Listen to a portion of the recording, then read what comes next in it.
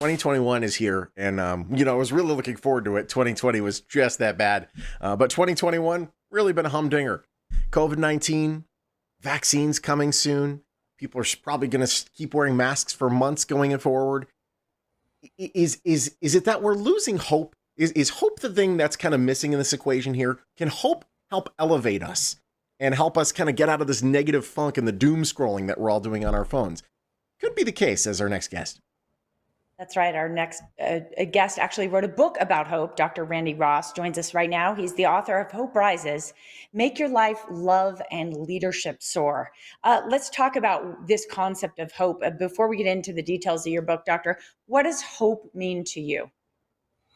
Well, hope is one of those ethereal terms that very few people really are able to wrap their heads around. But in a practical sense, hope is a dynamic motivational system tied to inspirational goal setting. And JJ, if the word for 2020 was challenged, then the word for 2021 is hope. So, Sean, I think, hope is what many of us are missing, what we need right now during these days. Yeah, there's definitely there's a lack of it. I'm seeing around me a lot of people that are really like the past several months have really worn them down. So let's kind of try to infuse some hope in some people. What are the core beliefs of hope?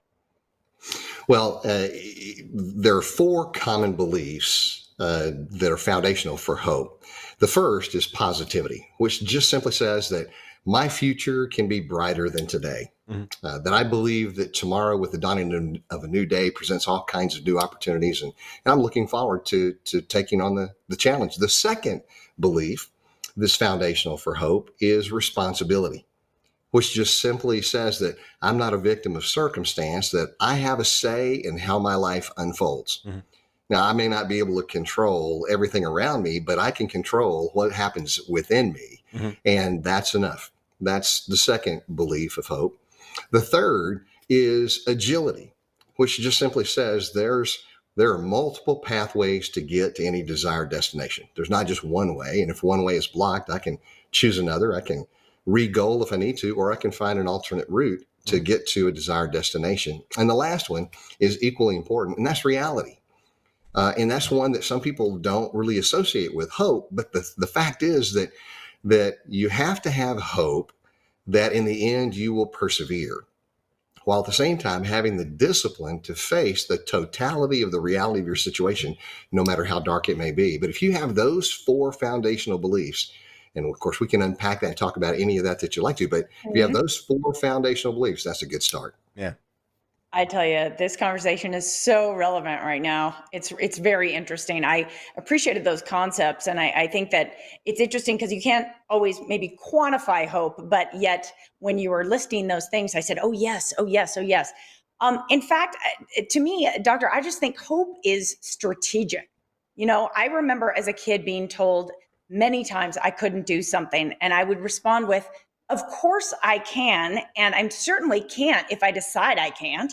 So why not decide that I can, to have hope? In fact, there are some measurements of how hope affects students, and even up to into law school. Absolutely, man. This may surprise you, but hope, there have been over 200 scientific research papers that have been published on the efficacy of hope. And here's what we now know. Through a ton of meta-analysis, we know that high hope individuals produce 14% more than their low hope counterparts. Wow.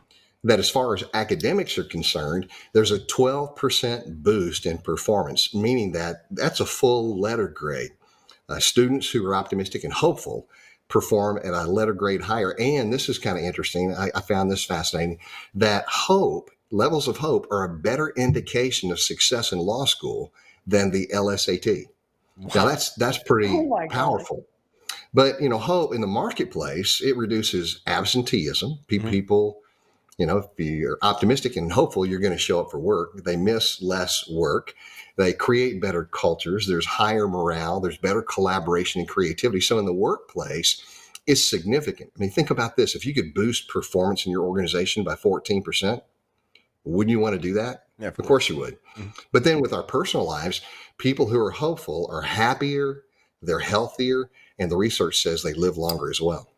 And I mean, I think there's I'm power positive thinking can go a real long way. And I know that you discuss this in your book, Hope Rises.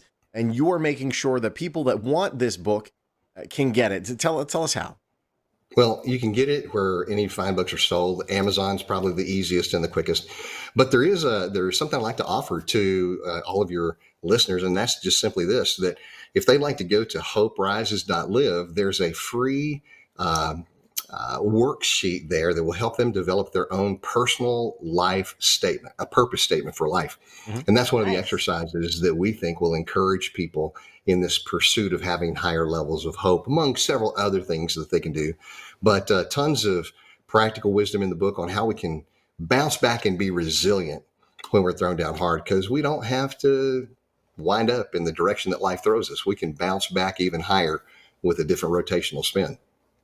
Boy, that's right. Dr. Randy Ross, thank you so much for this positive Feel message better just today. having listened to him. Honestly, yeah, it is well timed. This is a space that is available to everyone who wants to embrace it. So thank you.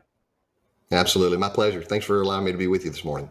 It's all pleasure is all ours. If you want to get that free life purpose statement worksheets, you can go to hoperises.live, to drrandyross.com, drrandyross.com. Bestseller Publishing, a proud sponsor of the Morning Blend.